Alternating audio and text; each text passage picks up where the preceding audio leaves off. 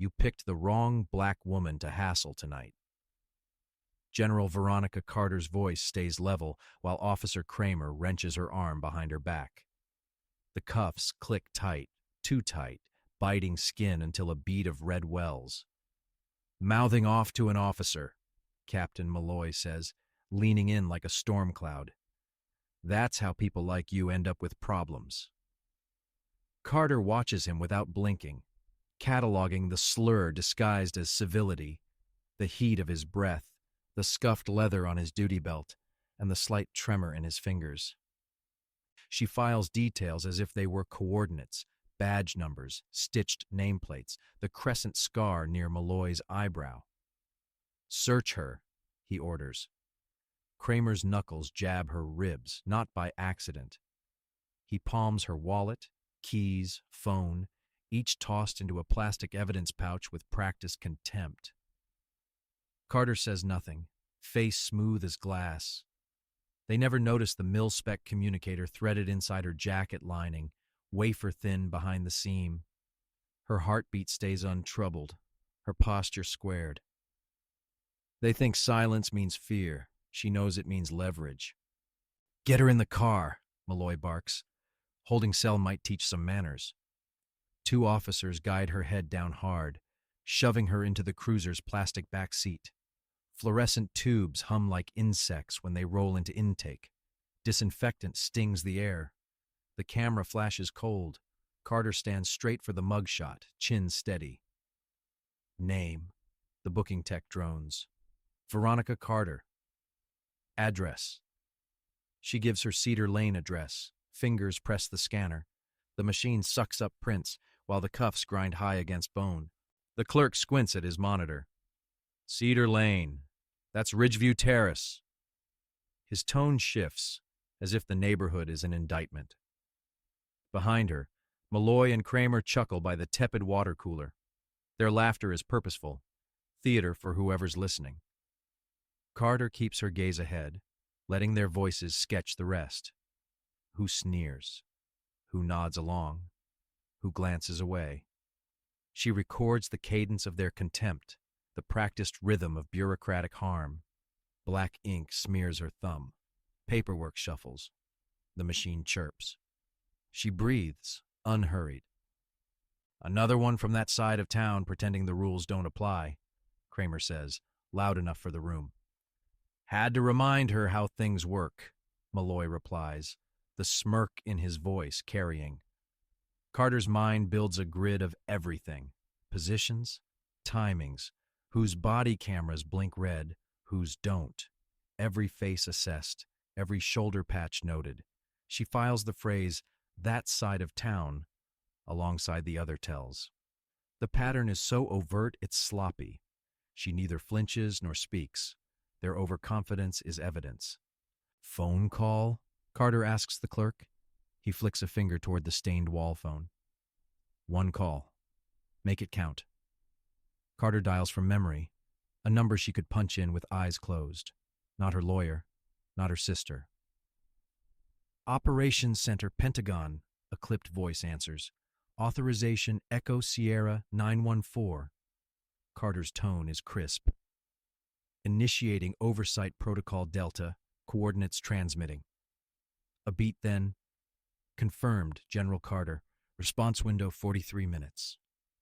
She hangs up as Councilman Richard Ellison sweeps in, ring flashing like a signal flare.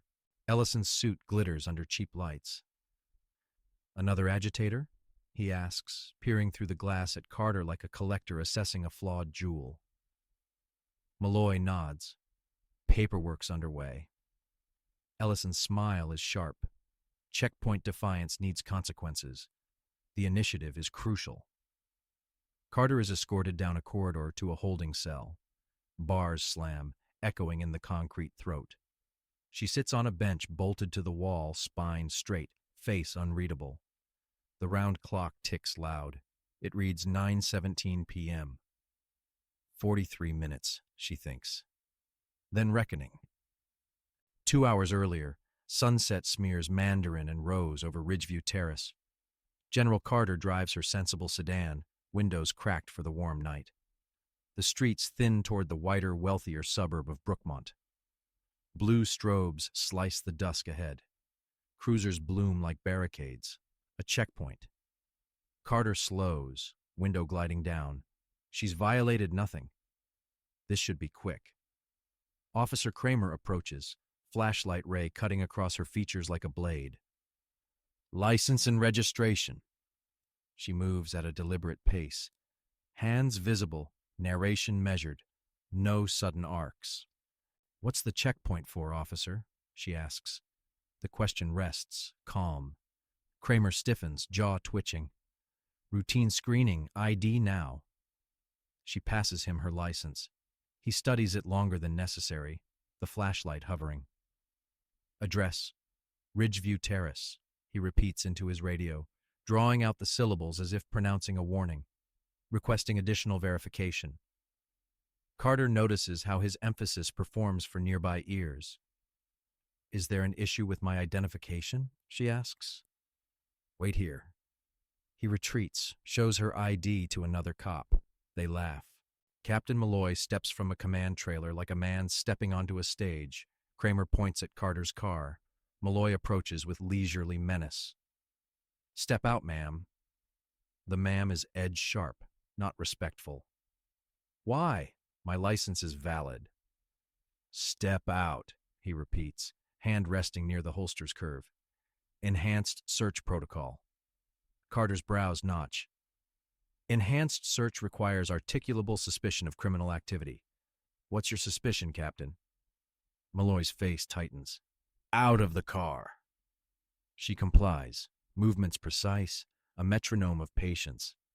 I note this appears selective, she says, placing palms on the hood. We decide what's selective, Malloy replies, a reflex masquerading as law. Hands where I can see them. I do not consent to a search without probable cause, Carter states, voice low, professional. Terry v. Ohio and Delaware v. Prouse. Listen to the lawyer, Kramer crows, moving in. Thinks she's special. I know my Fourth Amendment rights, Carter replies. Malloy drifts closer, grin shrinking. Your kind always make it difficult, he says. Lazy poison. My kind? Carter lifts an eyebrow. Troublemakers, Malloy says, but the silence after the word explains the rest. Other drivers stare over steering wheels. A few phones rise, lenses winking through glass.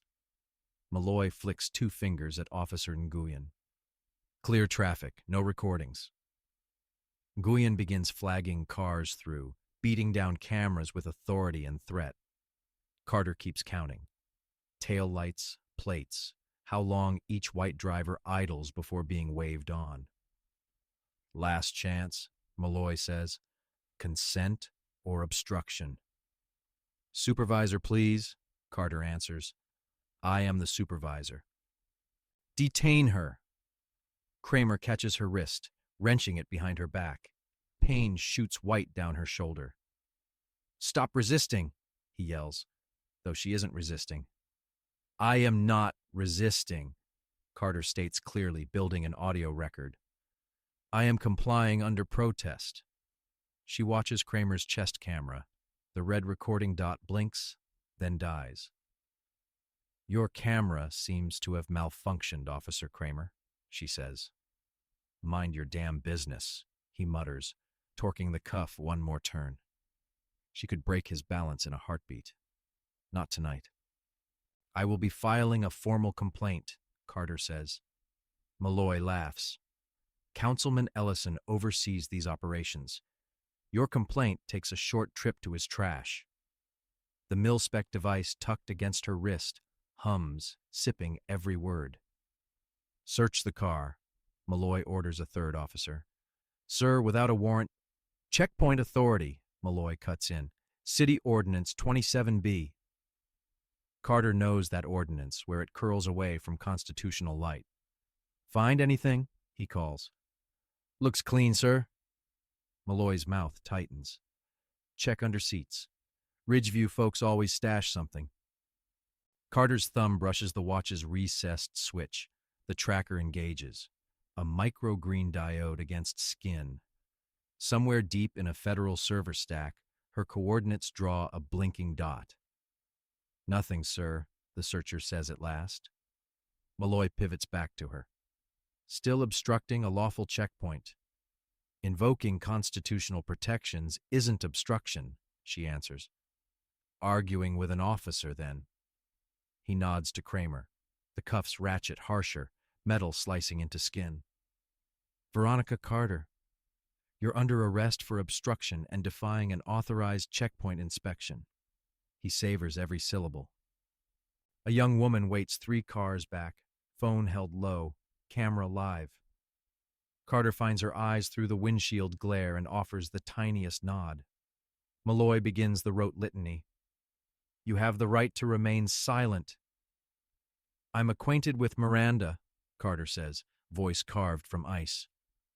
"I assume you're transporting me to Brookmont Station." Malloy hesitates, thrown off by certainty. "That's right. I will need my phone call upon arrival." "You'll get what we decide," Kramer snarls, shoving her into the cruiser. 3 white drivers glide through untouched. "Unnecessary use of force," Carter says calmly as the door slams, projecting toward the dark lens she presumes still running somewhere. "Officer Kramer, badge 4572. The cruiser eases forward. Through glass, she sees Malloy conferring with Nguyen, both laughing, both glancing toward the line of Ridgeview plates. The car swings away from the roadblock, siren off, arrogance on. Carter breathes through the copper bite of the cuffs. Tonight's mission required endurance, not escalation. She watches the city pass in reflections, mapping corners, cameras, exit routes. The interrogation room at Brookmont Station smells like old coffee and lemon cleanser. One overhead bulb casts a harsh ring. The metal table doesn't wobble. Someone learned that lesson. Carter's hands remain locked behind the chair, nerves buzzing where steel chewed skin. 2 hours. The door opens. Malloy strolls in carrying a thin folder and her bagged belongings. He lets them fall. Comfortable? The smile doesn't reach his eyes. Carter says nothing. Blank space compels men like him to fill it, often with things they shouldn't say. "Veronica Carter," he reads. "Ridgeview Terrace, no priors. First time learning what those checkpoints are about." "Attorney," she says evenly. "Soon enough." He circles, wolfish. "We're just talking." "I invoke counsel," she replies, precise. He pretends not to hear. "See, we've got a problem in this town. People who don't respect authority. People who think rules don't apply." He studies her, waiting for a twitch. "Checkpoints keep Brookmont safe. Folks who complain usually have something to hide." The silence between them grows heavy, deliberate. He thumbs her wallet open, fingers lingering with petty ownership. "Interesting identification." He pulls a military ID, flips it toward the fluorescence. 4 stars? Marine Corps? He snorts, toss theatrics. "Cute. Add impersonating an officer to your charges." Carter watches him. "It's authentic. And I'm the Secretary of Defense," he chuckles. His phone buzzes. He glances, shrugs. "Our favorite councilman's coming down." He leaves. Through the thin wall, Carter hears a new voice, authoritative, rushed. "Another one from that neighborhood," Ellison says. Malloy laughs, careless and loud. Malloy returns with a swagger that looks borrowed. He plants his palms on the table, close enough for Carter to count the nicks in his knuckles. "Sign this," he says, sliding a pre-filled statement. "Obstruction. Plead out. Sleep it off." Carter studies the document without touching it. Not without counsel. He nods at Kramer, who stations himself behind her chair, breathing heat and impatience. "Pressure makes diamonds," Malloy says, "or cracks." Carter steadies her breath. Blank space again. She knows who cracks when silence grows. The hallway murmurs with shift change chatter, Printers grinding, a lock buzzing somewhere distant. Carter tilts her head toward the one-way mirror, letting whoever is posted on the other side feel seen. Malloy taps the table with a pen, rhythm tightening. "Look at me," he orders. She doesn't. "Ridgeview Terrace breeds defiance," he lectures, voice performing for imagined applause. "Brookmont invests in safety." Carter files the phrasing, a gloved admission. "You confuse safety with control," she says. Malloy's grin thins. "Control is how the safe stay safe." The door opens without a knock. Councilman Richard Ellison fills the frame like a billboard. The room's light finds his ring first, then the smile that never warms. "Captain," he says, eyes sliding to Carter, assessing like a developer scanning a parcel map. "Our resident resistor." "We're mid-process," Malloy says, deferential. Ellison's gaze lingers on the cuffs biting Carter's wrists. "Good. The program only works if consequences are consistent." Carter watches him watch himself. Politicians love reflective surfaces. Today, the mirror looks back with rank and patience. "You run the checkpoints," Carter says evenly. Ellison considers letting the silence hang, then shrugs. "I sponsor effective policy." He shifts toward the glass. "Captain, cut the lecture. Get the signature." "She invoked counsel," Carter reminds him. Ellison's brows lift, faux surprised. "Then she can wait." He starts for the door. "Brookmont appreciates results, Captain." Carter's voice follows. "Results like disproportionate stops for Ridgeview plates, body cams that fail at interesting moments." Ellison pauses half a beat, then continues out. Malloy's nostrils flare. The pen clicks faster. Kramer leans close enough for leather and coffee to mix. "You should listen to people who can help you," he says. "I prefer people who follow law," Carter replies. He pushes down on her shoulders, weighty, performative. The door cracks again. A younger officer peeks in and withdraws at Malloy's glare. Carter keeps inventory. Creaking hinges flicker in the fluorescent ballast, the faint tap of a keyboard across the wall. Evidence lives in the tiny things people think are beneath notice. Tonight's ledger is already crowded. Malloy slides a waiver next, a neat trap labeled "Consent to Search." "You realize that ship sailed," Carter says, calm as a judge's gavel. "It's cosmetics now." Malloy bares teeth. Cosmetics win elections.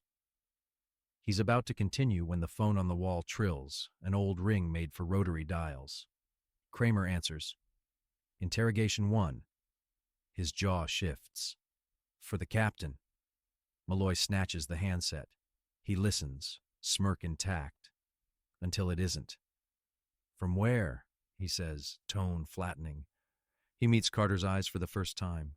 "Uh-huh," Malloy says into the receiver, forcing nonchalance. "She's here." He hangs up with care, as if the phone suddenly matters. "Prank," he declares. The word hovers, unconvincing. Carter follows the tightening at his temples. Ellison reappears in the doorway, impatience lacquered over concern. "Problem?" "Some joker claiming Pentagon," Malloy says. Ellison emits a polished laugh. "College kids." His gaze snaps back to Carter. "I admire your commitment to theatrics. It won't change anything." Carter lets the quiet say, "It already has." Malloy looks away first. The door opens to someone new. Detective Andre Vega, badge on a chain, suit that actually fits. He takes in the room with a single sweep, a cop's inventory that doesn't leer or preen. "Captain," he says, voice even. "A word?" Malloy's jaw tightens. "We're busy." Vega nods at the folder. "Busy is how mistakes multiply." Ellison cuts in. "Detective, we don't need your commentary." Vega's eyes shift to Carter's ID lying half out of the evidence bag. He steps closer, gloved hands precise. "May I?" Nobody answers. He proceeds anyway. Vega angles the card toward the light. Holographic seals are correct, he murmurs. Microprinting clean. UV watermark would confirm. Malloy snorts. She bought that online. No, sir, Vega says, calm deepening. I've seen fakes. This isn't one. He places the ID flat, a kind of respect. If she is who she claims, we have protocols. Ellison smiles without amusement. Detective, your protocols are advisory. Vega's gaze doesn't move. Department policy isn't advisory. He turns to Carter. Ma'am, name and rank for the record. General Veronica Carter, USMC. The temperature changes without the thermostat moving. Malloy tries a laugh that lands brittle. Stolen credential, then. Add it to the stack. Vega's voice stays soft. Verification call would take minutes. It will take us hours to clean up if we skip it, and she's legitimate. Ellison steps in front of the mirror, blocking his own reflection. Captain, process the charges. Sir, Vega says, continuing questions after counsel invocation is a violation. Prolonged detention without confirmation compounds it. The councilman's smile goes thin enough to see through. Somewhere outside, a printer coughs out paper like confetti. Carter keeps her posture military straight, wrists aching where steel kisses bone. Vega lifts the ID again, eyes lingering at the 4 small stars. The room edits its own rules in real time. 4-star Marines are rare, he says, almost to himself. Malloy swoops on it. So the faker aimed high. The phone rings again, insistent. Kramer answers, listens, blanches. Captain, he says, voice unexpected, you should take this. Malloy hesitates, a hairline fracture, and then takes the receiver anyway. Captain Malloy, he says. The voice on the other end is clipped, trained, unimpressed. He repeats, softer. Yes, she's here. Yes, that name, I understand. When he hangs up, the room feels smaller. Ellison lifts his chin. Another prank? Malloy swallows irritably. They referenced her by rank and location. Vega's eyes find Carter's with renewed calculation. Not fear exactly, but the weight of consequence. Ellison waves a hand. Anyone can Google a name. The words sound like someone trying to convince himself. Carter does not assist. Vega steps toward the door. Captain, allow me to make the verification call myself, documented. If it's nothing, we lose 5 minutes. If it's something, we avoid burn marks that never fade.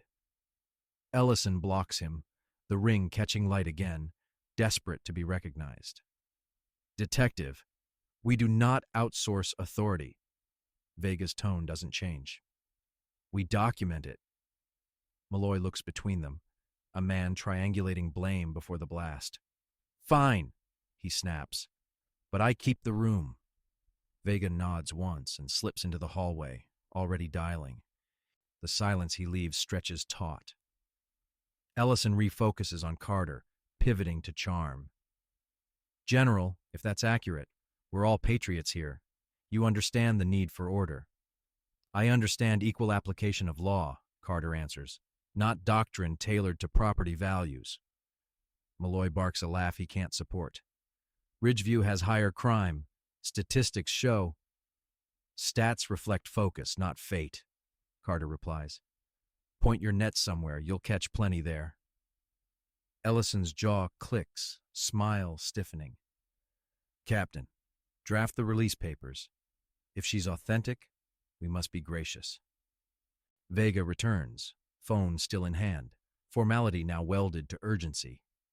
Captain, confirm we're holding General Veronica Carter. Malloy doesn't answer fast enough. Vega continues. The Department of the Navy and Pentagon military police verify her status. They are, the faintest pause, already aware of this detention. Ellison stares, then recovers. Politician quick. Excellent. A mix-up, then. We'll correct course. He faces Carter with an actor's contrition. Our apologies for the miscommunication. Malloy adds, I'll have the cuffs off. The phone on the wall rings again. Kramer answers, catches only half a sentence before thrusting the handset at Malloy. For you. Malloy turns away, words reduced to monosyllables. Yes. Yes, sir. Understood. He hangs up grim, the swagger left somewhere off stage. Colonel Preston from Pentagon Military Police will be in contact, he announces. Ellison nods quickly. Then we expedite release and airbrush the story. Malloy shakes his head, eyes nowhere. They're dispatching a unit here. Ellison blinks, calculates. Here? Here, Malloy confirms. The word lands heavy. Carter watches power reroute around the table. Ellison steps toward the glass, as if the right angle might afford a different outcome. Captain, put together a statement. Jurisdictional confusion, immediate corrective action, our uncompromising respect for service. He exhales, finds his smile's mask. We smooth this. Carter speaks without moving. Not enough spackle on Earth. Ellison turns, brightness sharpened. General, a misunderstanding doesn't demand spectacle. 6 months of stops skewed by district and skin tone isn't a misunderstanding, she replies. It's design. The ring on Ellison's hand suddenly looks like ballast. The station's front desk phone starts its lonely ring, is answered. Then another line rings, then another. Sound stacks like mismatched bricks. Buzzers, rings, radio static. Kramer glances out and back. We're getting calls. Handle them, Ellison snaps, too late. Vega steps in again, quietly efficient. General, may I remove those cuffs? Ellison inhales, about to object, but Malloy finally nods. Kramer unlocks the metal with a click that seems louder than it should. Blood returns as stinging heat up Carter's hands. She flexes carefully. No apology offered.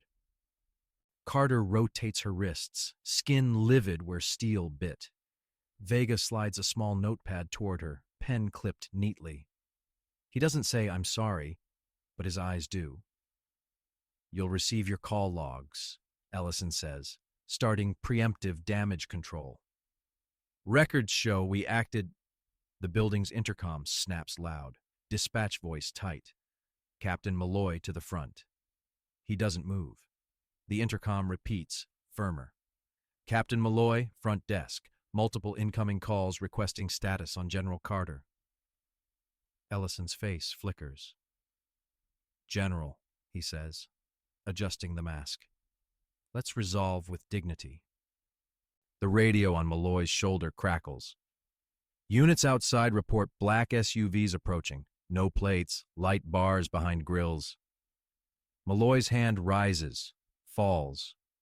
Ellison tries a smile that doesn't climb his cheeks. Federal theatrics, he says, half to himself. Carter folds her now free hands on the table. Timelines matter, she says softly. Vega glances down at his watch, then at her, realizing she anticipated this music before the band tuned. Captain, the radio adds, station lines lit from governor's office and DOJ. Malloy's eyes cut to Ellison. There's no help there. Ellison pivots to Carter. General, since we're all professionals, perhaps you can share what exactly... The wall phone interrupts, a clanging insistence. Kramer answers, pales again, passes it to Malloy. Yes, Malloy says flat. Yes, Colonel. A beat. Understood, sir. He hangs up like it weighs a pound. They'll arrive shortly, he says. We're to maintain the scene. Ellison's brightness shatters into edges. Maintain as in? Vega answers, don't move anything. Don't clean anything. Document everything. Ellison exhales, then inhales a new strategy. Release her now. We can't undo the chain by pretending it never happened, Vega replies.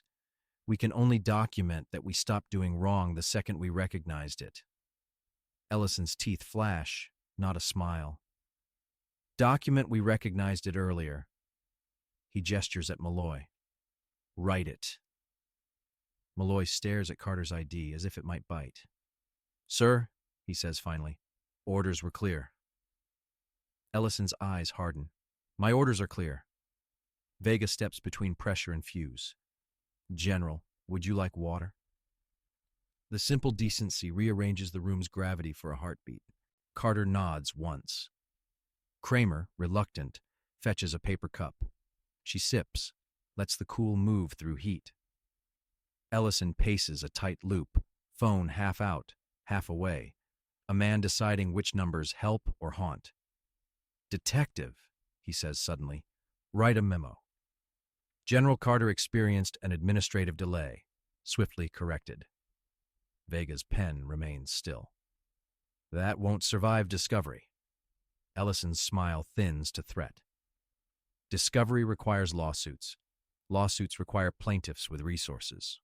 Carter sets the cup down. "You assume Ridgeview lacks both." Vega doesn't smile, but something lights behind his eyes. The intercom bleats again. "Captain Malloy to front, now." He goes, dragged by tone if not authority. Ellison watches him leave, then looks at the mirror. His reflection stares back without guidance. Vega stands at Carter's side, angle protective without telegraphing it.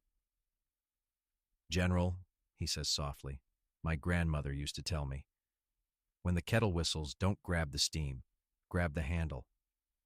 Carter's mouth tilts, almost a smile. "Solid doctrine." Ellison turns, hearing camaraderie like a personal insult. "Detective Vega, your personnel file will love this chapter." Malloy returns faster than dignity allows. "They're here," he reports. 3 SUVs. He doesn't need to add black or federal. The room supplies it. Ellison smooths his tie, resets his mask. "We cooperate," he says. "We control narrative." Vega opens the door. The station's sounds sharpen. Doors opening, measured boots, the hush that spreads ahead of rank. Carter straightens, more a ritual than necessity. She isn't here to ask permission. She is here to watch the truth step into fluorescent light and require itself. The hallway fills with tailored gravity. Men and women in dark suits and crisp uniforms move like a chord. At their center, a Marine colonel, compact, silver eagle gleaming, steps through. His gaze takes everything in. Cuffs on the table, document stack, who's positioned where. Eyes land on Carter, recalibrate, settle. Ellison moves to intercept, hand extended. "Councilman Richard Ellison, we're grateful." The colonel walks past the hand like it's furniture, stops at the threshold of the interrogation room, and enters as if crossing a border he owns. "General Carter," he says, voice carrying, respectful even, before he salutes crisp and clean. Carter rises, returns it. The room resets around that exchange. Everything before it becomes preamble. "Colonel Whitaker," he introduces, glancing only once at Malloy, twice at Ellison. "Pentagon Military Police." Ellison conjures a frown, concerned enough to be camera-ready. "Colonel, an unfortunate misunderstanding." Whitaker doesn't look at him. "We'll determine the flavor of it." He nods to a pair of MPs. "Secure the scene. Begin collection." Evidence bags appear like stage props demanded by the script. "Who's in command here?" Whitaker asks without raising his voice. Malloy lifts his chin. "Captain Malloy." "Good," Whitaker says. "You'll enjoy how thorough this gets." He gestures to a suited woman beside him. "DOJ Civil Rights, AUSA Sloan." Ellison's smile tries to stretch and tears instead. "Attorney," he says, throat dry. "We've worked closely." "We're about to work closer," Sloan replies. She nods toward the two-way mirror. "Who's behind the glass?" Malloy hesitates. Whitaker looks at the mirror, and every watcher on the other side feels watched back. Carter resumes her seat, palms flat on the table, not hiding the reddened skin. Vega stands a respectful half-step behind her shoulder, the only person in the room whose presence feels like protection rather than publicity. Whitaker's eyes flick to Carter's wrists. Someone removed those cuffs earlier? Detective Vega, Carter says. Whitaker nods once in acknowledgement. Noted. He addresses Malloy. Body cam footage? Malloy's mouth twitches. Some units malfunctioned. Whitaker's face doesn't move. We brought technicians. Malfunctions sometimes record more than officers expect. Ellison tries to gain altitude with words. Colonel DOJ, let me provide helpful context. Brookmont's program reduced crime by 30%. Sloan lifts a brow. Citation? Ellison pivots. Local analysis. We'll need raw data, Sloan says. Demographics, locations, stop justifications, outcomes. Whitaker adds, and memos. Anything invoking property values. Carter meets Ellison's eyes briefly. He looks away first. In the hall, an MP murmurs to another, evidence log initiated. Pen scratches. Bag seal. The room becomes a checklist that doesn't care about reputations.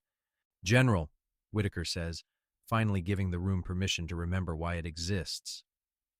Are you injured? Superficial, Carter says.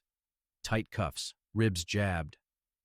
Vega writes this in a notebook that already looks organized. Medical is en route, Whitaker replies. He turns to Malloy. Who ordered the search without probable cause? Malloy tries formality as shield. Checkpoint protocol authorizes. Sloan interrupts. The Supreme Court authorizes brief neutral stops. Neutral, Captain, not targeted. Malloy slides a glance toward Ellison. That tells them more than any sentence could. Phones ring again, then stop as someone at the desk realizes rings are part of the record. Ellison clears his throat, chooses abject cooperation, the costume he hates most. We welcome federal review, he says. Our ordinance stands proud. Sloane's mouth nearly twitches. Standing proud gets you nowhere if it doesn't stand constitutional. She's already flipping a notebook. We'll need emails, drafts, and donor communications. Ellison's smile curdles. Donor? Yes, Sloan says. Hypothetically, if donors pressured for enhanced screening in certain neighborhoods, we'll want that hypothesis disproved. Whitaker shifts to logistics, efficient as a metronome. Captain, separate officers involved, no collaboration. Malloy answers, Sergeant Nguyen, move them. The sergeant, genuinely surprised to be addressed without sarcasm, nods and disappears. Vega leans toward Carter. You'll want your own call now. Later, Carter says softly, I want them to talk first. Ellison attempts one more pivot. General, surely you understand that safety. Selective safety isn't safety, Carter replies. It's privilege with a badge. Whitaker offers the briefest approving glance, then returns to dismantling the room's bad habits. Malloy drifts toward the far wall as if it might swallow him. His shoulders, squared earlier by authority, slope by degrees. Sloan addresses Kramer, who has learned the look of a man shrinking. Officer, did you deactivate your body camera? It malfunctioned, Kramer says. When? During the stop. Before or after the confrontation, Kramer blinks. During, he repeats. Sloan writes, We'll enjoy comparing timestamps to dash cams and intersection cameras. She tilts her head. You forgot cities are made of lenses. Kramer doesn't answer. He's already remembered. The station's front doors hiss open and closed as more officials flow. Internal affairs with binders, a state investigator with a worn briefcase, a paramedic rolling a kit. Vega brings ointment and gauze. He doesn't make a production of it. Carter accepts with a nod, dabbing the thin line where metal chewed. Thank you, she says. I didn't do it for thanks, he replies. I did it because my badge shouldn't require me to ignore pain I caused. Ellison watches, baffled by decency without angle. It doesn't compute. Malloy returns with a stack of forms he pretends are shields. Release paperwork, he mutters, placing them in front of Carter as if she'd asked. Whitaker doesn't look up. Those are for you, he tells Malloy. Document the basis of detention after counsel invocation. Malloy's pen hovers, then drops like a small surrender. Ellison inhales sharp. Colonel, we don't need to memorialize misunderstandings. We do when misunderstandings become policy, Whitaker answers. He gestures to Sloan. Secure ordnance drafts. Ellison finally stops talking, realizing words only carve deeper. The fluorescent hum grows louder in the quiet. Carter watches Vega open a plain thumb drive, then hesitate, weighing risk. He slides it across the table, casual as a sugar packet. Internal affairs hit roadblocks, he says softly. Administrative edits, memos that disappeared. This is what didn't. Carter places her fingers over the drive without moving it. Chain of custody? She asks, half warning. Documenting it now, Vega says, writing quickly, initialing margin lines, time-stamping. Whitaker sees, approves with a nod so small only trained eyes catch it. Ellison moves to the glass again, hand against his tie like he can hold together seams coming loose. Captain, he says tightly, ensure Officer Kramer files a report matching. No, Whitaker cuts, without edge, just final. We'll take statements separately. Remind them they are officers under oath. Sloan adds, and remind them obstruction is less romantic than television suggests. Malloy half turns toward the door, then stops because he no longer understands where exits are. Carter finally pockets the drive. Detective Vega, she says. You know what this means. He nods. It means I might need a new job, Vega says dry. Carter's answer is drier. It means your next evaluation should include the word courage. Ellison, hearing what he can't use, cuts in. General, we all want justice. Want is cheap, Carter replies. Design is expensive. Ellison's jaw firms. Brookmont designed prosperity. Prosperity that requires checkpoints at certain borders isn't prosperity, she says. It's a moat. The paramedic examines Carter's wrists, professional and quick. You'll bruise, she says. I've done worse, Carter replies. The medic smiles, understanding more than most. The intercom crackles one more time. Colonel Whitaker, incoming from governor's office, dispatch says.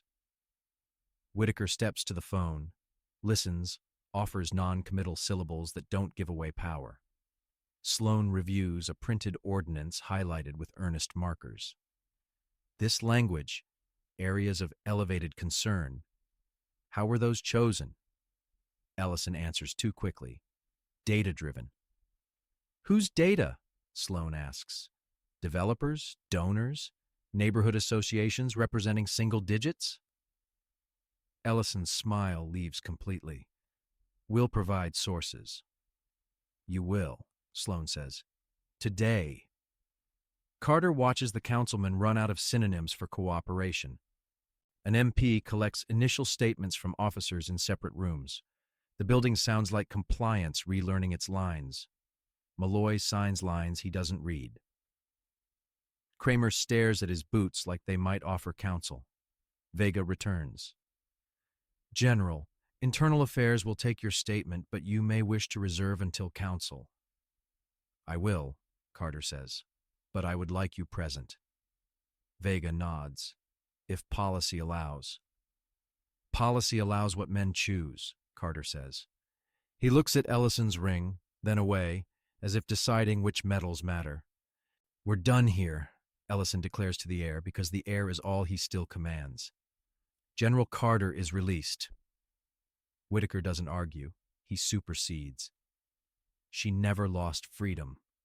Only time. He turns to Carter. Ma'am, we'll escort you out when you're ready. Your statement can follow with counsel.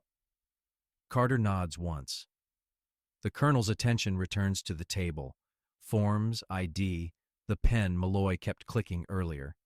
He clicks it once, deliberately, and sets it down. Captain, when pens get noisy, people are usually trying to drown something out. Malloy's throat works. Understood. Good, Whitaker says. Then understand this. The Constitution isn't a recommendation. It's a chain of command you don't outrank. He looks to Sloane. Schedule interviews. She's already there, flipping to a grid. Names, times, rooms. The quiet ferocity of bureaucracy used for the right thing. Ellison squares himself for one more pivot. Colonel, I'll help, however. Sit down, Councilman, Sloane says, not unkindly. We'll get to you shortly. He sits, stunned at being told to wait in a building he usually tours. Vega finishes a short note, tears the sheet, folds it once, and slides it toward Carter. It says only, I know a whistle when I hear one. He doesn't need to sign it. She tucks the note away, then looks at him directly. Detective, she says quietly, there's a cost. I chose the badge for that reason, he replies. Ellison frowns, failing to parse conversations not staged for him. The paramedic finishes taping gauze and leaves with a nod. Carter flexes her fingers again. The sting has settled into something clean. Outside, a low thrum vibrates glass, generator, or just the hum of converging agencies. Whitaker checks his watch, then the room. General ready? He asks. Carter stands. Yes. Vega moves to the door, opens it. Ellison rises reflexively. Sloane gestures him back down. You'll remain. He obeys, legs trying not to betray a tremor they feel anyway. Malloy's radio hisses. Officers down the hall speaking too fast, then slowing as they remember recordings are forever. Carter steps into the corridor. The station has never felt this bright. The lobby holds its breath. Civilians with traffic questions hush themselves. A clerk stares as if rewiring loyalties mid-blink. Through glass, the black SUVs idle like punctuation. Whitaker angles Carter toward an alcove by the front desk, enough space for protocol without performance. General, he says softly, you'll get your council call now. After, we'll brief you on scope. Understood. A receptionist hands over a phone that suddenly weighs exactly what it should. Carter dials a number memorized long ago. Chambers, a voice answers. It's Carter. The timbre changes. On my way. Back in the corridor, Ellison whispers at Malloy. Stage directions for a play the audience left. Sloane confers with her team in low, specific phrases. Subpoena drafts, preservation notices, server imaging. Vega stands near the doorway to interrogation 1, as if occupying the threshold keeps it honest. Carter ends the call, returns the handset, and looks to Whitaker. He nods. We're nearly done here, he says, meaning this room, not this reckoning. The station seems to exhale, right before the door to the interrogation room opens again. A Marine colonel in service dress steps inside, flanked by 2 MPs. The silver eagle on his chest gleams under fluorescent fatigue. He sweeps the scene, phones stilled, papers squared, eyes waiting, then fixes on Carter. General Carter, he says, voice crisp as cut glass, and renders a salute that is neither for show nor compromise. Carter returns it, spine straight, chin level. Colonel Whitaker, she replies. Thank you for the prompt response. Of course, ma'am. The room, arranged by power all night, finally recognizes its proper order. Colonel Whitaker turns to the room, voice steady as a gavel.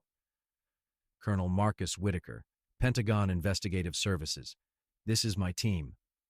Councilman Richard Ellison steps forward, political grin reset. Councilman Ellison, Brookmont City Council. Unfortunate mix-up. Sir, Whitaker cuts in, remain on site. We'll have questions shortly. The grin sheds polish.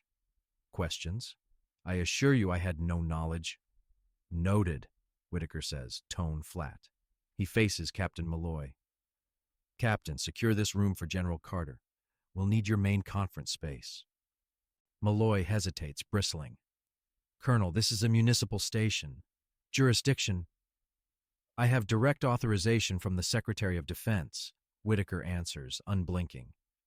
Cooperation isn't optional. Movement blooms through the building. MPs string evidence tape. A tech cart hums toward records. Forensics bags, hard drives. Network specialists, image servers. Ellison watches the operation metastasize, alarm thinning his confidence. Excessive for a routine detention, he mutters. Carter rises, smoothing civilian sleeves, voice cool. This isn't about an arrest, Councilman. It's about what the arrest reveals. Carter turns to the colonel. Status. Teams deployed as ordered, General, Whitaker replies. Preservation protocols active. Liaison is briefing the governor's office now. Ellison edges toward the door. 2 MPs redirect him with polite steel. This is outrageous. I have rights. Exactly, Carter says. Everyone's due. She and Whitaker move for the conference room, which is already transformed. Portable displays bloom like windows. A portable printer chatters legalese. Cables snake to a switch. The station's heartbeat changes tempo, shifting from swagger to audit. Digital maps populate on the main screen. Checkpoint nodes ringed between Ridgeview Terrace and affluent Brookmont enclaves. Detective Andre Vega enters with a banker's box and a scuffed briefcase. General, the internal files you asked for. Thank you, Detective, Carter says. Your work matters. MPs seat Ellison and Malloy apart, with Officer Kramer placed farther down, hands restless. Carter takes the head of the table. The noise thins, replaced by a hum of purpose. Even the fluorescents seem to listen. Gentlemen, Carter begins, voice cutting clean. 6 months ago, the Pentagon received complaints about a checkpoint scheme disproportionately targeting black residents in this city. Initial triage suggested Fourth Amendment problems. Our deeper review found something uglier. She taps a key. The wall fills with clustered red blips. Selective deployment, she says. Stop and search outcomes, 89% minority drivers. Arrest conversions, 94%. Malloy shifts. Crime data justifies positioning. Traffic violations occur at similar rates across groups, Carter replies. Your outcomes don't. The display flips to emails. Captain Malloy, your message, March 12th. On screen, focus on Ridgeview plates, higher yield. Ellison's heel ticks against chair metal. Pulled out of context, Malloy protests. Carter advances another dock. Context supplied by quotas, she says. Allocations keyed to Ridgeview residents. Ellison interjects, palms up. Operational choices are departmental. I merely endorse the concept. Carter nods to Whitaker. The colonel brings up a memorandum. Detailed checkpoint playbook. At the bottom, Ellison's signature. The councilman's composure fractures. This directive specifies targeting corridors abutting Ridgeview, Carter notes. Your signature greenlights profiling. Ellison snorts, brittle. A witch hunt.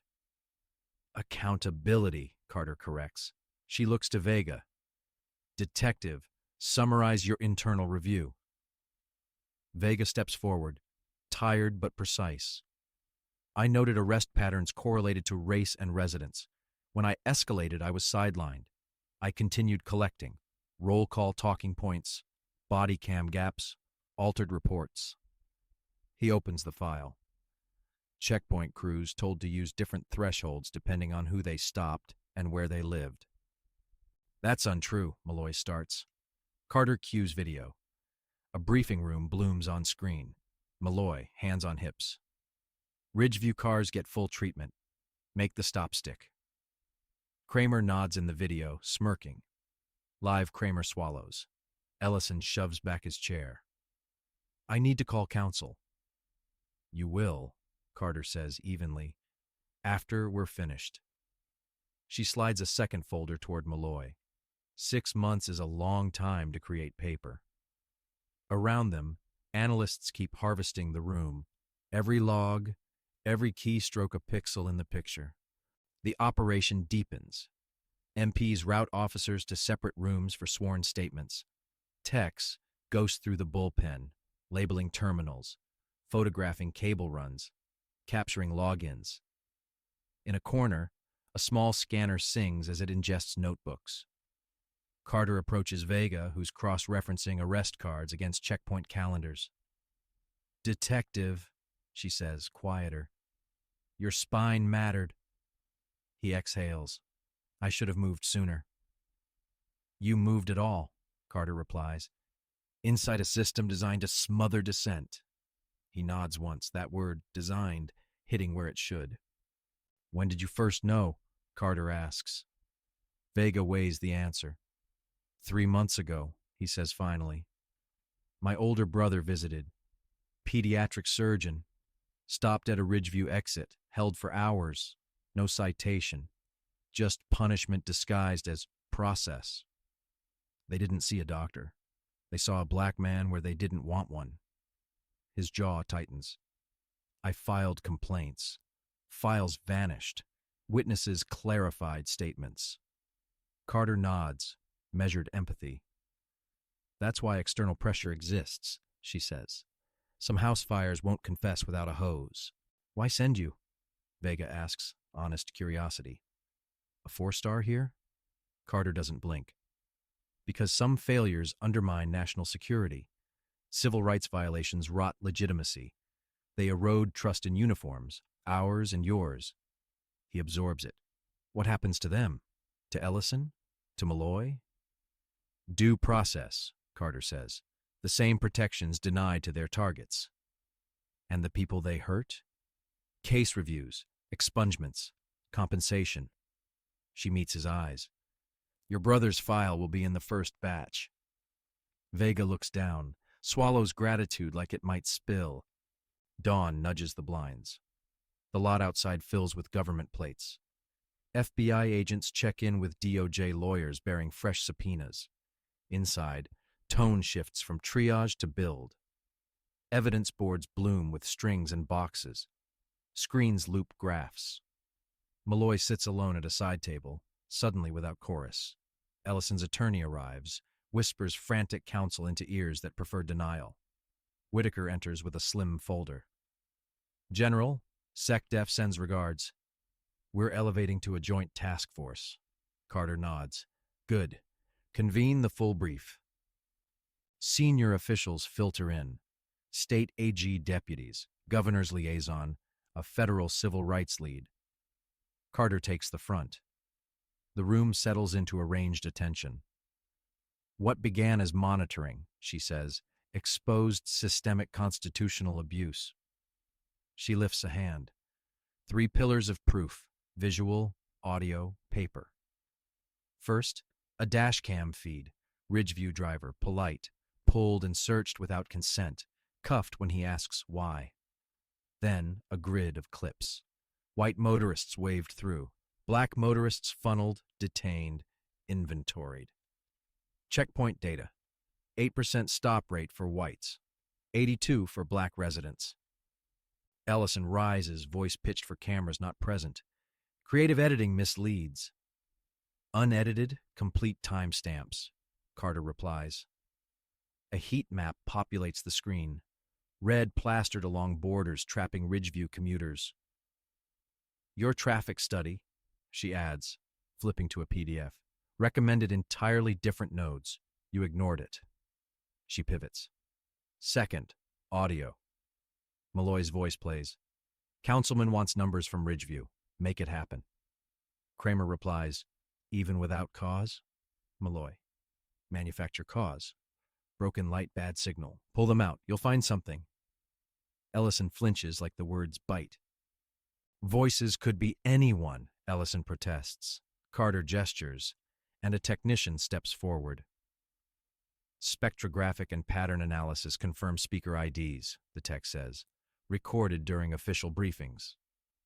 Another clip, Ellison's own baritone.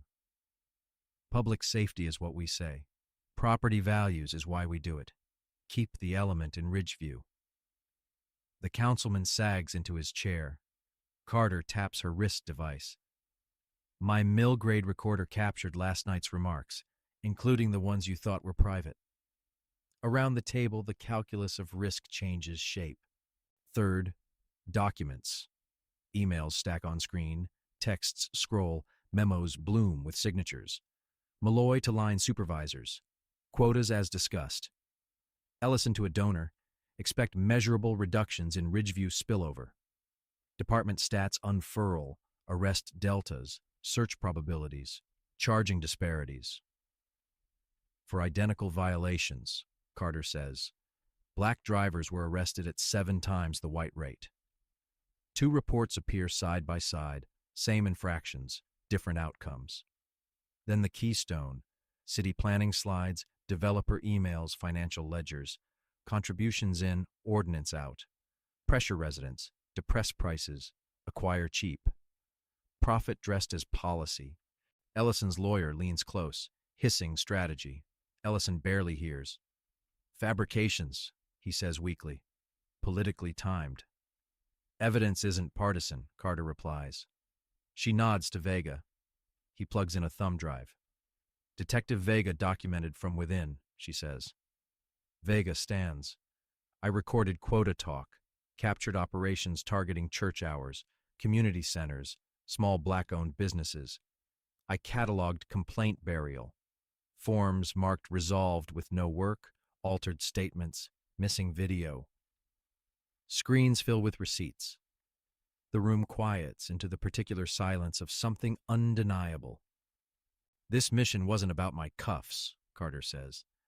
I volunteered for the stop because our months of intel predicted exactly that outcome. She looks to Ellison. Your program violated the Fourth Amendment, weaponized residence and race, and obstructed justice when challenged. A DOJ deputy stands. This supports federal civil rights charges. Ellison flails. We had legitimate aims, safety. Contradicted by placement, outcomes, and your own words, Carter says. He tries one last pivot. Entrapment. She provoked officers. I drove a public road, Carter answers. What happened proves the pattern. Carter holds up a final authorization, seals gleaming. This is the Pentagon directive signed by the Secretary of Defense authorizing the operation after multiple service members reported discriminatory treatment here. Ellison finally feels the ground tilt. The investigation is complete, Carter says. Charging decisions now move to federal prosecutors. An analyst wheels forward another cart. Historical pull complete. 3 years. FBI agents rise, approaching Malloy, Kramer, and 2 sergeants whose names just found gravity. DOJ counsel flanks Ellison. The lead prosecutor's voice is granite. Councilman Ellison, you are now the subject of a federal investigation into civil rights violations, abuse of authority, and obstruction. Ellison stands too quickly, chair legs scraping. I need to address the press, control the narrative. He angles for a back exit. 2 MPs have materialized. Posture courteous, placement absolute. In the corridor, a low tide of cameras and murmurs swells, but it won't save him. Inside, the work continues. A calendar flips forward. 1 week later, Capitol Hill. A hearing room packed with reporters, staffers, and law. General Veronica Carter sits at the witness table, dress blues immaculate, silver catching chandeliers. The committee chair brings the gavel down. This hearing on civil rights enforcement is now convened. General, thank you for appearing. Carter leans to the mic. Thank you for the invitation. Please summarize your findings regarding Brookmont's checkpoint program, the chair says. Carter recounts. DOD received multiple complaints from service members. Initial review exposed constitutional fractures. Deeper work uncovered deliberate discriminatory deployment. Screens flicker alive behind her, maps and metrics ready to be sworn in. Our investigation confirmed systemic Fourth Amendment violations, Carter says. Citizens detained, searched, arrested without cause. Those who asserted rights faced escalated charges. A member interrupts. Why DOD and not only DOJ? Because the first victims who reached us wore uniforms, Carter answers. Soon we confirmed civilians experienced identical harm.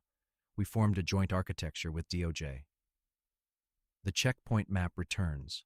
Red corseting Ridgeview, choking commutes to work, school, groceries. This was engineered choke pointing, she says.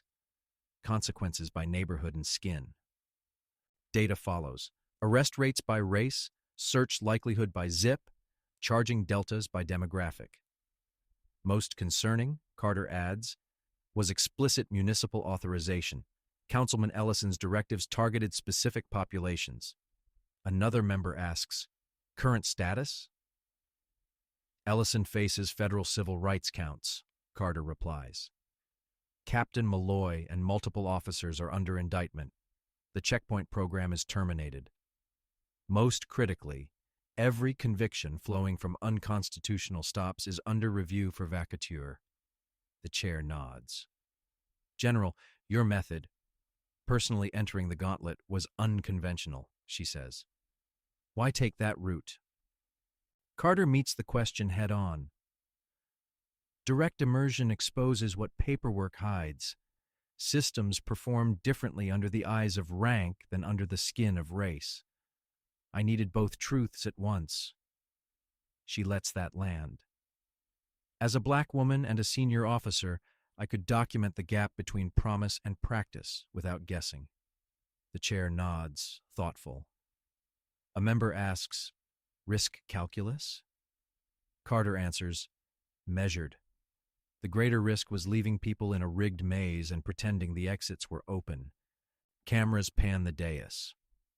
Carter continues, we verified across sources, dash and body cams, fixed traffic lenses, officer briefings, emails, and statistical drift. The signal didn't wobble. She gestures to the screens. When you repeat an experiment 100 ways and the outcome stays ugly, you're not witnessing coincidence, you're measuring design.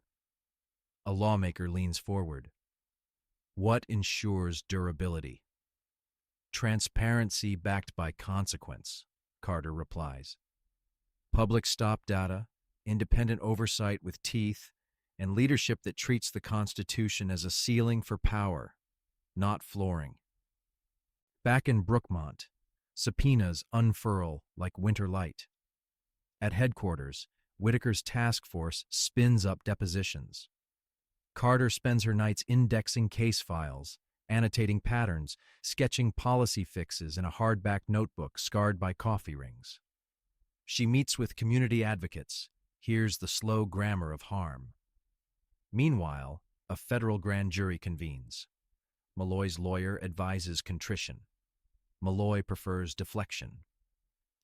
Kramer replays his own words in sleepless loops, the make it stick line echoing like a bad chorus. Ellison schedules interviews he'll regret. In the conference room turned ops hub, Whitaker briefs updates. Server image complete. Deleted footage recovered from shadow directories.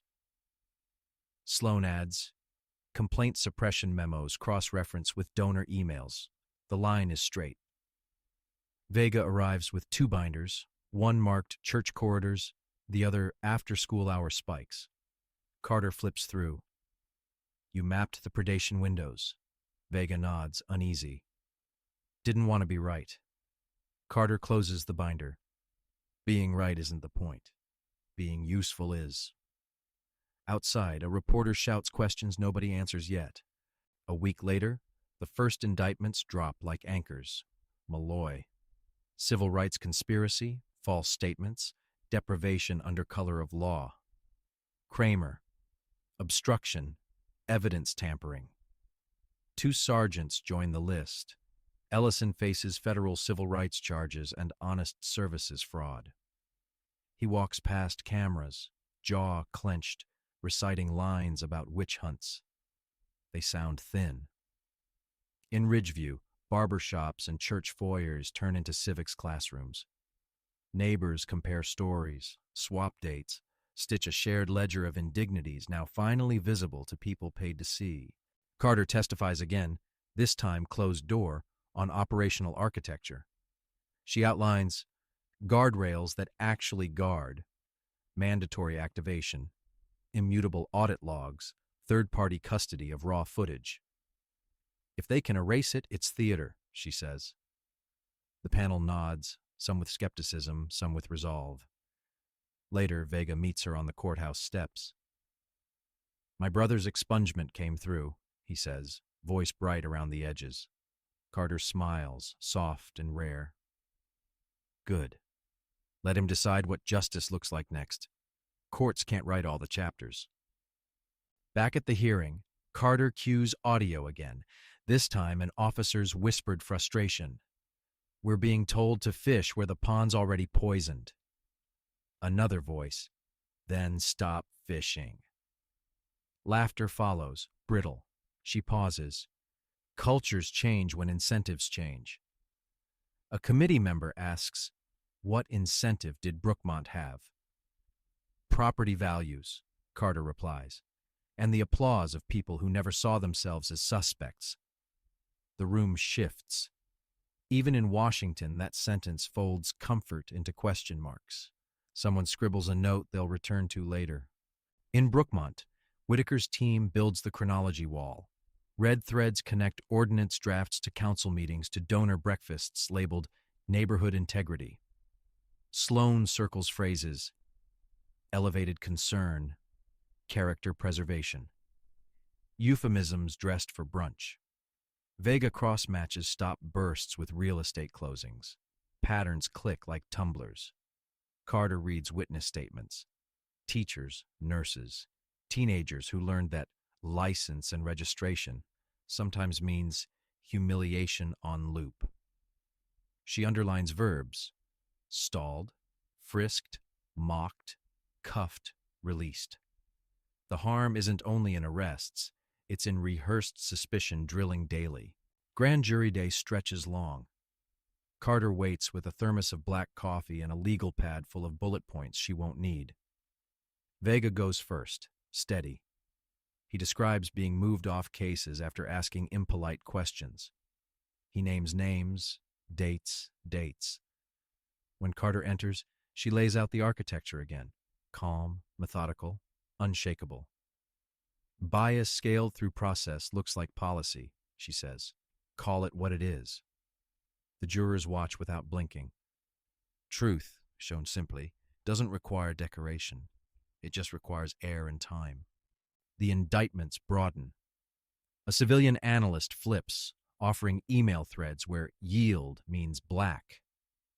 A city planner trades immunity for memos tying checkpoint arcs to investment horizons. Ellison's phone coughs up messages that read like confession with punctuation. He blames a rogue staffer. The staffer produces a calendar invite. Checkpoint strategy, property council follow-up. Carter reads the discovery packet, jaw tight. She calls Ridgeview's pastor. We're getting there, she says. He answers, we've been ready. Sometimes the lifeline holds both ends in equal measure. Press conferences multiply. The governor promises reforms with the cadence of campaign season. DOJ outlines charges without adjectives. Carter avoids podiums when she can, but when she steps up, she stays plain. Constitutional rights are not coupons.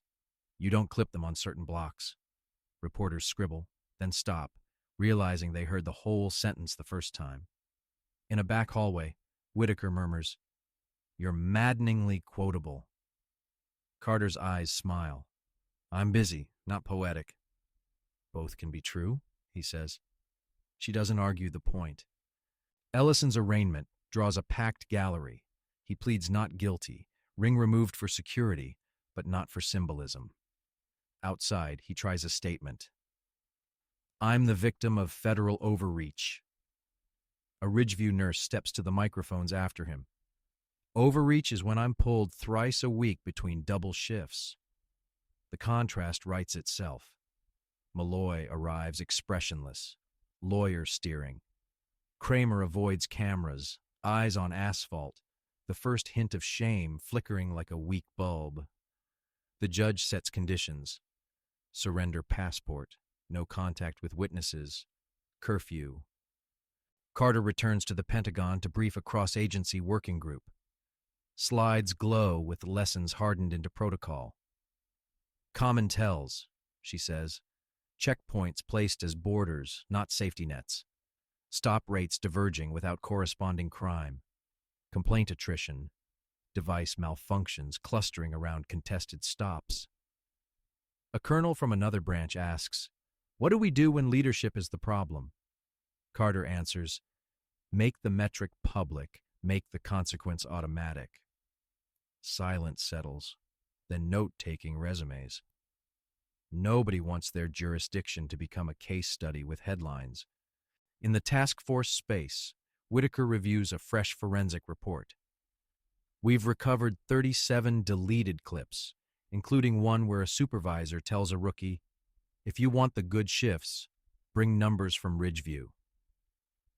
Sloan smiles without warmth. That's intent, not accident.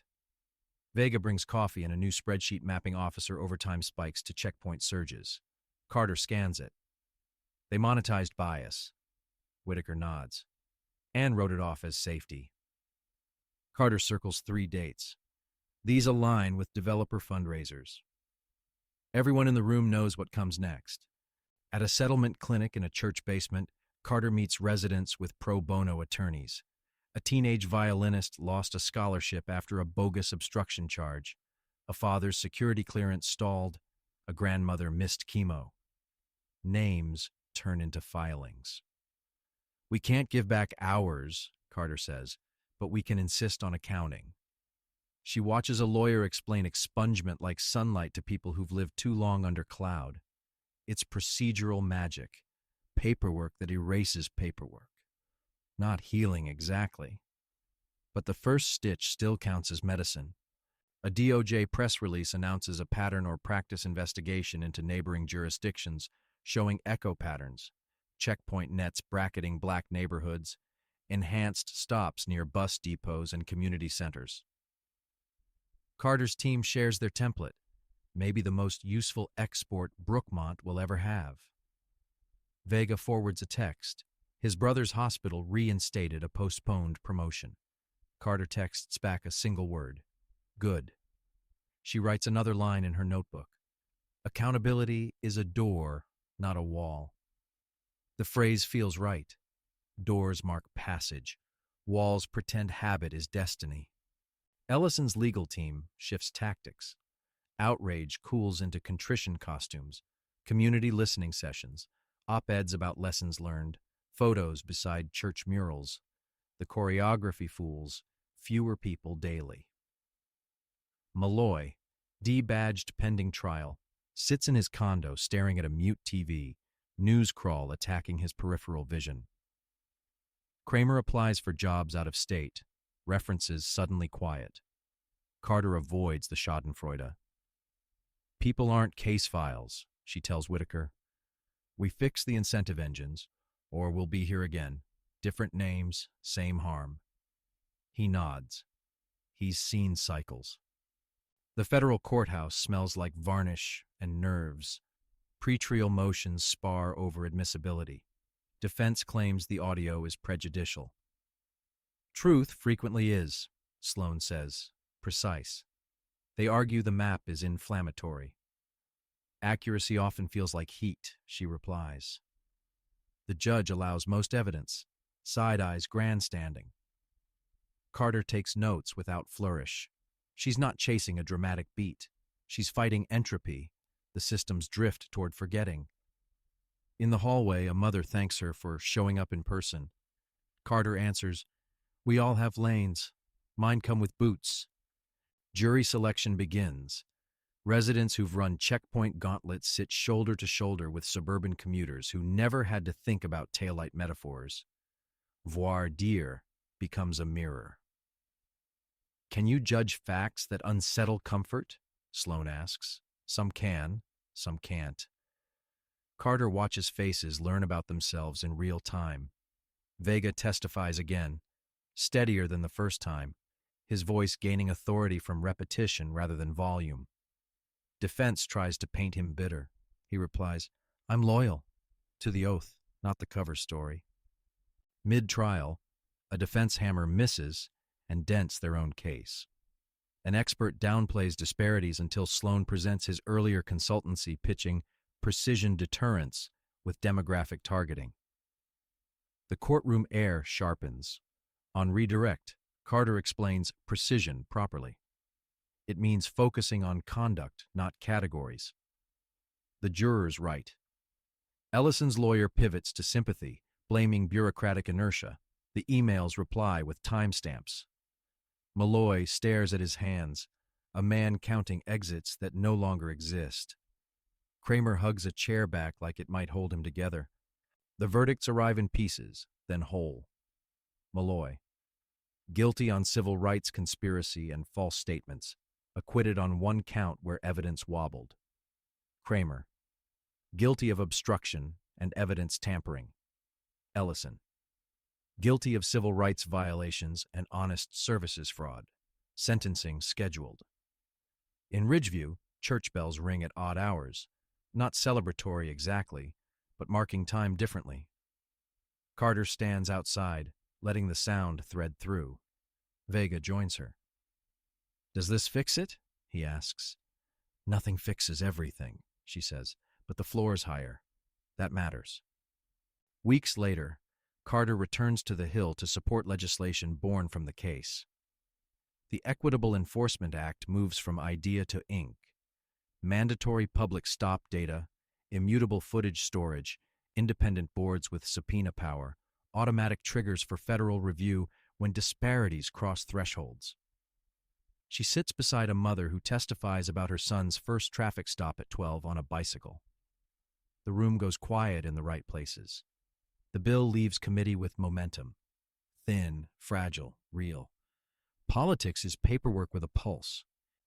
After the hearing, Carter meets Vega in a hallway where portraits of former chairmen study the present like archaeologists. "You did well," she says.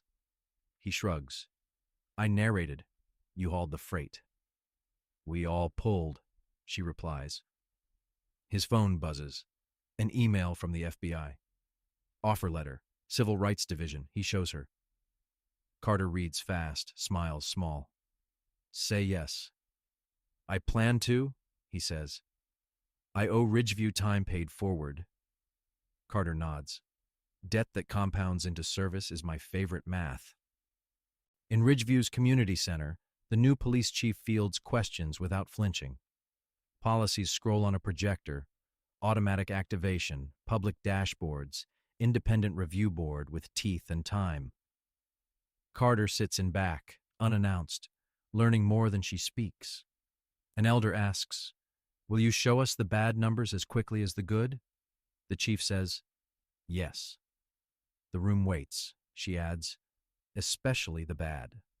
Shoulders drop a fraction. Outside, a mural of children in bright sneakers faces the street where checkpoints once cut school mornings in two. After the meeting, an older woman approaches Carter. "You're the general," she says, recognition gentled by gratitude. "You helped unjam the gears." Carter shakes her head. "You did, by refusing to be quiet." The woman smiles. "My grandson's scholarship is back. He wants to be a lawyer now." Carter's eyes warm. "Tell him the law is a tool, not a sanctuary. He'll need courage to swing it." The woman nods. "He's got plenty." Somewhere nearby, a saxophone practices scales through an open window, stubborn and sweet. Carter and Vega drive past the former checkpoint, nothing left but bolt scars in the asphalt where signage once stood. "Funny," Vega says. "I didn't realize how loud that place was until it went quiet." Carter watches a kid on a scooter rocket across the intersection in live. "Silence can be constitutional," she says. A bus hisses, stops, opens its doors without fear reading faces. Vega glances over. Pentagon next? For a while, she says, until the next pattern pings. He grins. It will, she nods. We'll answer. Months later, inside a Pentagon conference room, a map of the United States glows with soft indicators. Whitaker briefs. 17 departments voluntarily adopted reforms. 9 jurisdictions flagged for review show Brookmont-like curves. Carter studies the overlays, stop rate disparities, placement schematics, complaint attrition lines, her new weather. Our service member reports? Down 63%, Whitaker says. The hotline works. Carter exhales, a quiet release. Good. Fewer uniforms bruised by badges. On the table, a stack of thank you letters from families sits beside a stack of subpoenas. Carter's secure phone vibrates. A text from Vega. Ellison sentenced. 5 years. Restitution fund established. She replies, Justice delayed isn't justice denied. Only justice taught patience. To Whitaker, she says, draft guidance on border placement. Make it explicit. He nods. Already in red lines. She turns to a young analyst. Plot stop data by shift and supervisor. Patterns hide in time. The analyst's eyes light. On it. Carter watches the room hum. Bureaucracy can be a machine for harm or repair, depending on who writes the maintenance manual. Her aide ushers in a young Air Force lieutenant. Crisp blues, shoulders tight. Lieutenant Jada Coleman, she says. Recently detained near Maxwell. Coleman salutes. Ma'am, wasn't sure my report mattered until I read about Brookmont. Carter gestures to a chair. Every data point matters. Patterns require dots. Coleman describes a stop that felt like a script. Ask, escalate, accuse, release. You did right, Carter says. We'll route this to DOJ and the base commander. We don't leave our people navigating mazes alone. Coleman breathes easier. Later, alone with the map, Carter thinks about mazes. Checkpoints pretend to be gates. Really, they're walls with paperwork hinges. She writes in her notebook, design dignity into procedure.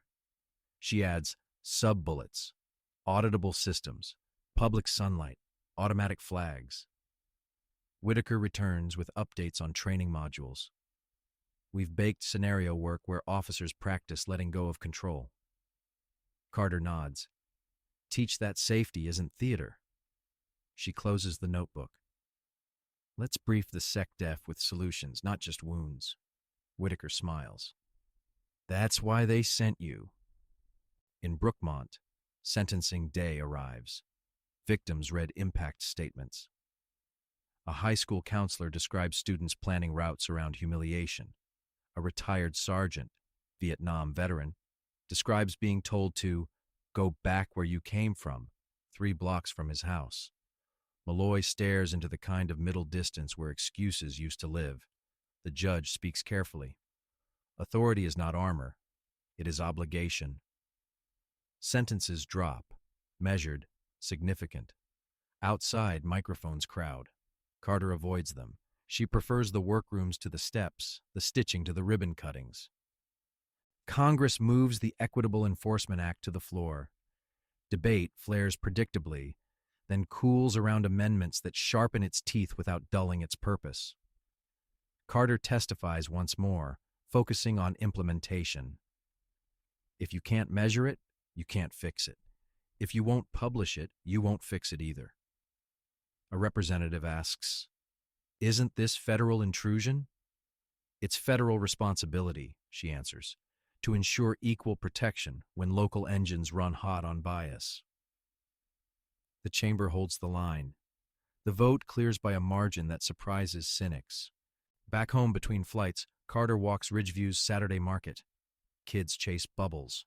A vendor calls, General, try the peaches. She buys 2, bites 1, juice running like a small mercy. A teenager recognizes her, asks for advice for a civics essay. Ask harder questions, Carter says. especially when you like the answers. The teen grins. And cite your sources? And cite your sources, Carter echoes, amused. She leaves a double tip for the peaches, because not all justice is statute. Sometimes it's habit and intention. The task force publishes its first quarterly report. Dashboards show stop rates by demographic, search outcomes by cause, complaint resolution timelines. Departments with good numbers feel seen. Departments with bad numbers feel watched. Carter visits two of the latter. In a bare training room, she says, "Publishing isn't punishment. It's instruction. If the line leans wrong, lean back." One chief bristles, then listens. Another offers coffee and candor. "We inherited rot." "Then you inherited the chance to clean it," Carter replies. "Show your work." At a Westfield Heights town hall, the new oversight board introduces itself. A former judge, a school principal, a mechanic, a nurse. Not a single seat is ornamental. Vega, now with the FBI, sits with community leaders, no badge on display, just presence. The board explains subpoena power and open meetings. Questions are sharp, hopeful, wary. Carter stands in back, hands in pockets. When someone asks, "How do we trust?" the principal answers, slowly. The room exhales a collective truth. Pace matters. So does persistence. Afterward, an elderly pastor corners Carter with a smile. "You ever sleep?" She laughs. "Sometimes. Less lately." He nods toward the door. Rest is part of resistance. Even prophets took naps. She promises to try. Outside, Vega leans against his car. "Airport?" "Yes." He opens the passenger door. The skyline is threadbare but stubbornly beautiful. They drive past the old checkpoint's ghost. Someone planted flowers there, sunflowers, impudent and tall. Vega points. "Evidence but cheerful." Carter grins. Exhibit A, resilience. They merge into traffic, unhurried. On the flight east, Carter rereads a stack of letters. A scholarship reinstated, a cleared record unlocking a nursing license, a teenager's note drawn in marker. "Thank you for making the road safer for my mom." She tucks them back into the folder labeled Reasons. Over tinny speakers, a pilot announces clear skies. Carter looks out at a country where maps hide as much as they reveal. She sketches a new diagram. Complaint pipelines that bypass capture. The work keeps generating work. She's still saying yes. In a Pentagon briefing with service chiefs, Carter outlines a service member rights initiative. Base commanders will track off-base stops reported by personnel. Patterns trigger direct liaison calls to local leadership and DOJ. "We protect our people where they live, not just where they work." A general from another branch nods. "We've had anecdotes. We need systems." "Exactly," Carter says. "Anecdotes warn, systems correct." Afterward, a young captain stops her. "Ma'am, I grew up in Ridgeview, thank you." Carter answers simply, "We're just getting started." Ellison's sentencing day arrives. His statement tries humility, falls into euphemism. The judge isn't moved. "You engineered a harm and called it policy." 5 years, restitution, supervised release, prohibition from holding public office. Outside, a brief rain washes the courthouse steps clean enough for a fresh layer of shoe prints. Carter doesn't linger. She meets Whitaker for coffee at a quiet diner, the kind where the waitress calls you Han without irony. "One down," he says. 9 to go. She smiles. "We chase patterns, not people." 6 months later, in a joint briefing room, dashboards display cities where reform stuck and cities where numbers try to wiggle. Carter points at a stubborn cluster. "Same choreography, different cast." Whitaker nods. "Task force spinning up." She adds, "Loop in labor. Officers need contracts aligning incentives to constitutional behavior." Sloan on video adds, and prosecutors willing to walk away from bad stops. The room hums agreement. Accountability requires a coalition. Cops who want to be better, lawyers who refuse shortcuts, citizens who keep receipts. Carter's phone buzzes with a message from Vega. Pilot board in Ridgeview issued its first subpoena today. Chief complied. She replies, "Good habits get contagious." Her aide peeks in. Next appointment. A lieutenant from Space Force, of all places, salutes, reporting a checkpoint pattern near a base housing community. Carter listens, then assigns a liaison team. "We don't leave enclaves unexamined because they feel professional," she says. "Uniforms don't magic away bias." The lieutenant nods, relieved to find seriousness instead of slogans. Work dispatched, work returning. A nonprofit releases an independent study validating federal findings. Its charts mirror the government's, with bolder colors and bolder conclusions. Talk radio froths. Communities breathe steadier. Carter skim reads, appreciating data that doesn't need her rank to stand. She shares it with Whitaker's team. "External verification matters," she writes. "We're not the only adults in the room." That night, she finally turns her phone face down, steps onto her balcony, and lets the hum of a city not currently in crisis fill the silence. The next morning, she wakes to an alert. A sheriff in another state pitched temporary community gates near a predominantly Latino neighborhood. Someone sent the brochure to the task force. Carter forwards it to Sloan with 3 words. Same wallpaper, different room. They schedule a call with local leaders before the paint dries. Prevent beats repair every time. She jots a line. Early warnings save lives and credibility. The playbook that Brookmont built now opens to Chapter 1 faster before the chorus of harm can rehearse. In the afternoon, a group of JAG officers rotates through for a workshop. Carter begins with a story, not a statute. A kid on a scooter crossing a street where a checkpoint used to be. She watches their shoulders untense.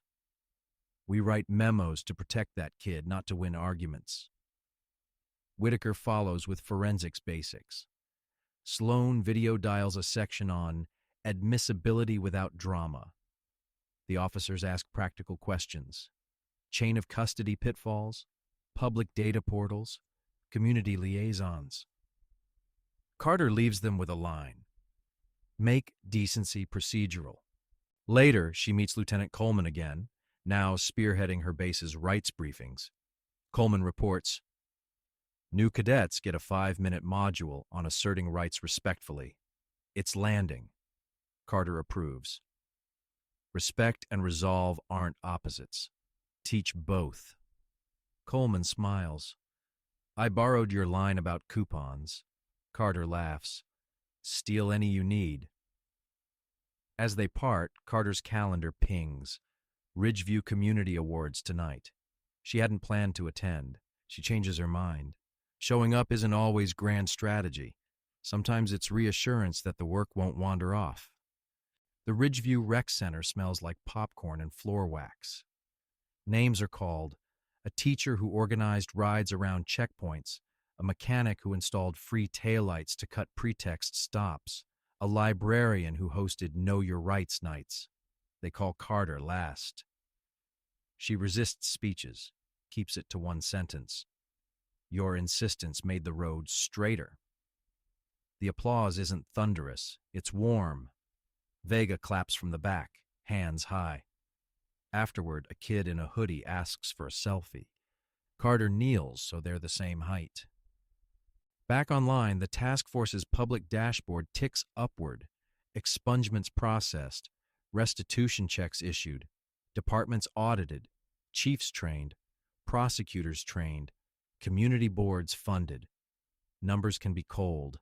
Sometimes they're proof that effort metabolized.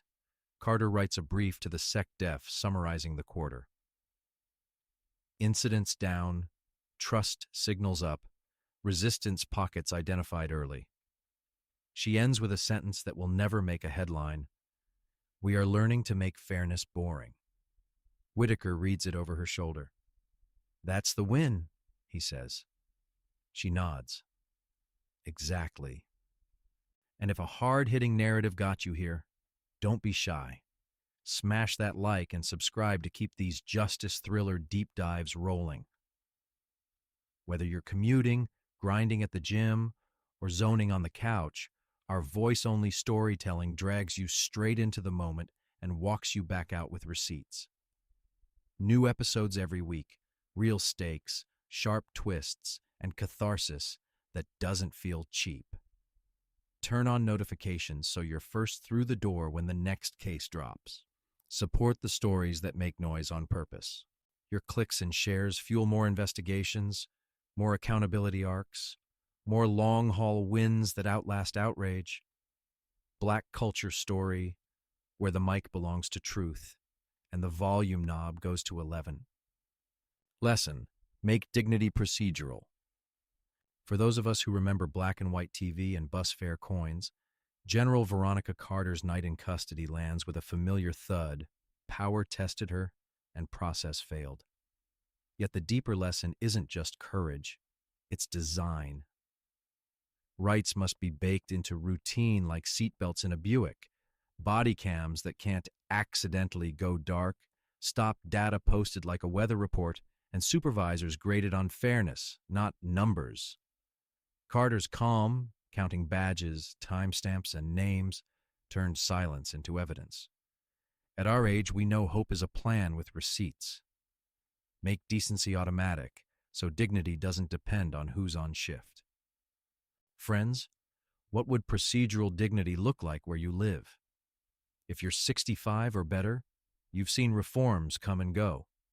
What guardrails would you hardwire so fairness isn't a flip of a coin at 9:17 p.m.?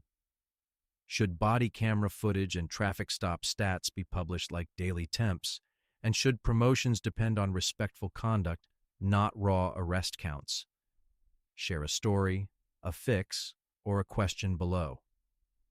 If this resonated, please like the video, subscribe to my YouTube channel, and tap the bell.